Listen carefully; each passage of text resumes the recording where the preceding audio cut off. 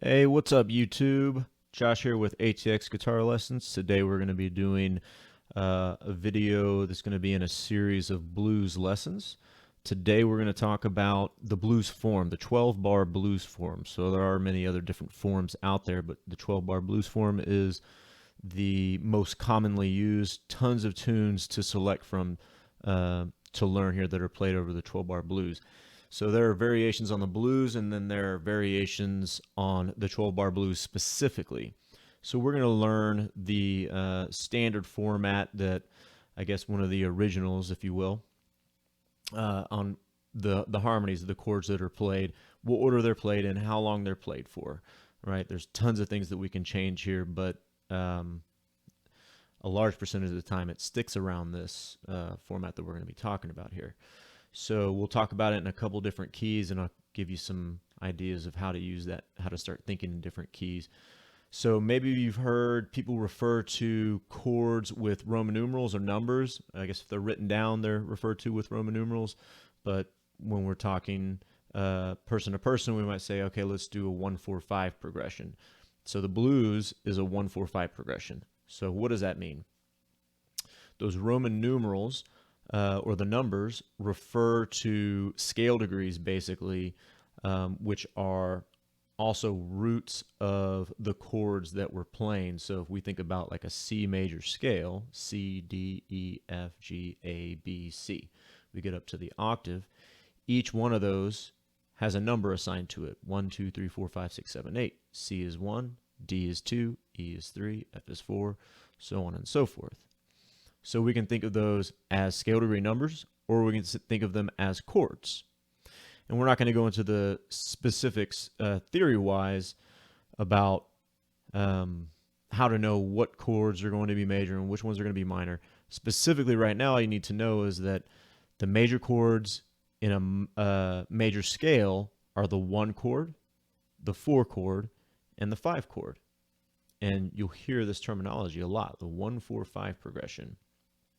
So if we're thinking in the key of C major again, the 1 chord would be C major, the 4 chord would be F major, and the 5 chord would be G major. So we're going to talk about this in a couple of keys that are very common to the blues, and then we'll also talk about it in another key that involves flats or sharps, so you can start to figure out how to get around this information. Okay, so the 12-bar blues form is 12 bars, no surprise there. And we're going to think about it a couple different ways with major chords and then also with dominant 7th chords, which is the more bluesy sounding arrangement, if you will. But they both work just fine. So let's think about it in the key of A major. So in the key of A major, my 1 chord is going to be A major. My 4 chord is going to be D major, and my 5 chord is going to be E major. So the 12-bar blues format is 4 bars of A. So I'm just going to strum on beat 1 for each chord, for each measure. So A, 1, 2, 3, 4, 1, 2, 3, 4, 1, 2, 3, 4, 1, 2, 3, 4. So that was 4 measures of an A major chord.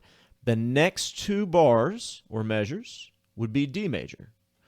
1, 2, 3, 4, 1, 2, 3, 4. Then it goes back to the 1 chord for 2 bars. So A major. 1, 2, 3, 4, 1, 2, 3, 4. And then the last 4 bars, we're kind of breaking this up into 3 sections. I'll break that down a little bit more in a second. The last 4 bars starts with a 5 chord, which is E major. 2, 3, 4, and then it goes to a 4 chord, D. 1, 2, 3, 4, and then to a 1 chord, 1, 2, 3, 4. Now here on the very last measure, if we wanted to end it, if we wanted to end the song, then we would play another A major, another one chord, and we just end on that one chord. If the blues form we know is something that repeats over and over and over, and if we want to get back to the beginning, then we play a 5 chord on that last measure instead. So let's review all that. Think of it in 3 sections, right? 3 rows of 3 rows of 4 bars. So the first 4 bars are all a 1 chord or A major, right? So 16 beats of A major, if you will. We're thinking in 4/4 here. Then the next row of 4 bars would be 2 bars of your 4 chord, D major, and then 2 bars of your 1 chord, A major.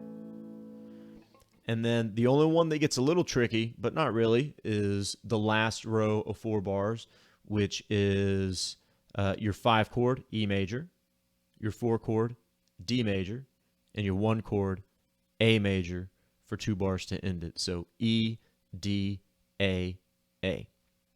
So just to play through that, so we can think of each strum now, just to get through this quicker, as 1 bar. So it would be A, 2 bars of A, 3 bars of A, 4 bars of A, 1 bar of D, 2 bars of D, 1 bar of A, 2 bars of A, and the last row of 4 bars, 1 bar of E, 1 bar of D, 2 bars of A. So if I play that with a little rhythm, 1, 2, 3, 4.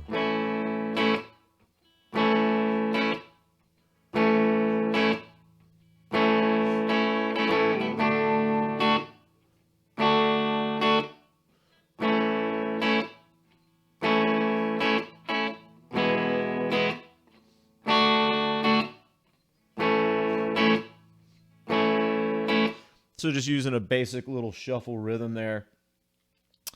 So that is the basic format for the 12-bar blues. Now, basic should not be interpreted as easy or anything like that. It's just that's how it all started for the most part. And then people loved it so much that they created a large number of variations on it. And some of that can come from actually thinking about the theory of it and thinking, well, how can I reconstruct this? Or part of that can be just playing around and hearing something that you like and sticking with it, and not really needing a reason to, or not having to justify it, if you will. Okay, so if we take that idea of the 1, 4, and 5 chords, again, these are major chords in the key of, in a major scale. Those are the major chords, the 1 chord, the 4 chord, and the 5 chord. So let's think of that in the key of E major.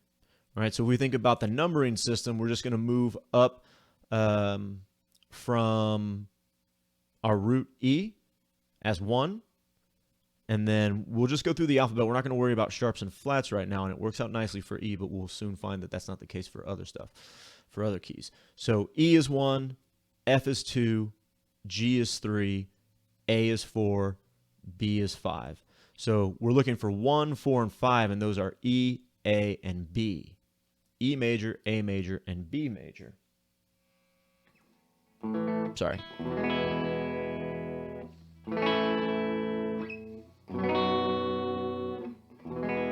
think I'm a little out of tune. So E major would be the 1 chord, A major would be the 4 chord, and B major would be the 5 chord. And that's just thinking about going up the scale, starting on your root note. So we say we're in the key of E. The root note is E. That is going to be 1. And then we just move up alphabetically, E, F, G, A, B. Right? We find our 1, 4, 5 chords, and we just say that they're all major for now. We're not worried about the specifics behind it. But if we run into a key where some of those notes happen to be sharp or flat, well, we have to know how to construct major scales. And that will be a separate lesson. But just for instance, if we were thinking, say, in the key of B major, right, then B major would be your 1 chord. And if we just go B, C, D, E, F, well, that tells me, okay, B major is my 1 chord, E major is my 4 chord, and F major is my 5 chord. And that's going to sound pretty awkward, or just different, if you will.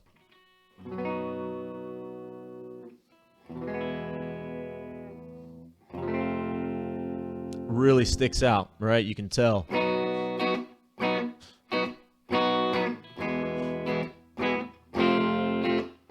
It's kind of a cool sound, but it doesn't fit what we're trying to do here with the blues. So understanding how to construct major scales, I'll get into that in a series of theory lessons, but knowing your major scale, whole step, half step pattern, how sharps and flats work, all that stuff. We'll get into that. So last thing we're going to talk about is making this sound more bluesy, right? So we can go back to the key of A major, we can use A major, we can use D major, and we can use E major. But with the blues, we can make any of those chords or all of those chords dominant sevenths. So A7, D7, and E7. And I'm not going to give you every variation here. You can play around with that. But we're just going to make every chord a dominant seventh chord. A7, D7, and E7.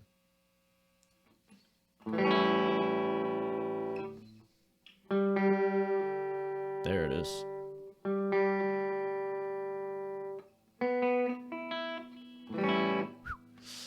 So an A7, D7, and an E7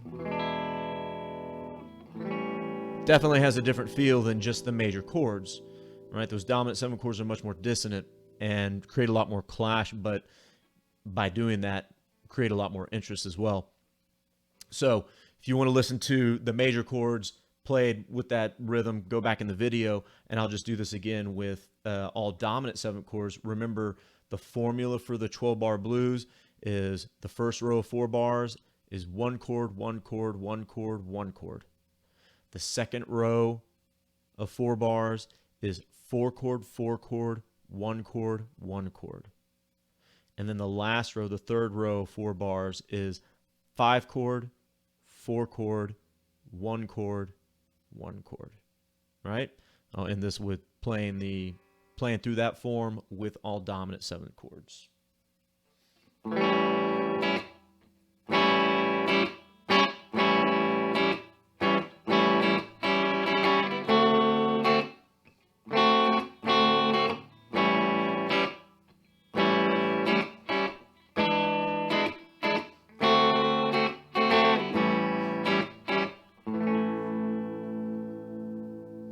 All right, guys, there you go. So this is going to be a series of lessons, so please be sure to check out all the information I'm going to be putting on here. This is meant to be kind of a step-by-step thing for building up fun things to play, understanding what is going on behind the music, and really just having a better grasp on the information that you're trying to, I guess, bring out musically from your guitar, right? The more understanding we have, then we can build on those things. It doesn't necessarily have to be there just to physically make it happen, but knowing that blues form when you're playing blues means a lot, right? You want to understand those chord changes, know where you are, know how to count, all that stuff. It's very, very important.